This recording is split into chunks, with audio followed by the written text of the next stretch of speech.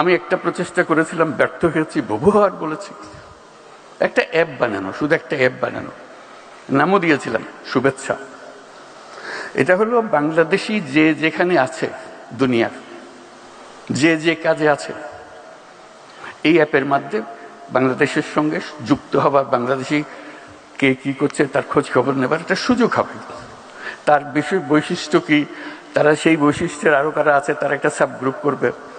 তারা বলবে আমাদের, আমি তো এই কাজ করি, আমি তো এটা বাংলাদেশে যে কোনো সময় করে দিতে পারি। আমাদের যে অ্যাসেটস সারা দুনিয়াতে ছড়িয়ে আছে এবং তাদের আন্তরিকতার কোনো সীমা নেই, একটু ইশারা দিলে রাত দিয়ে আছে, কিন্তু আমরা নারাজ তাদের সঙ্গে আলাপ করতে। এই অ্যাপটা এই হচ্ছে করতে করতে আজ পর্যন্ত হলো না। একটা জায়গা আমরা যদি টেকনোলজি এতই বুঝি,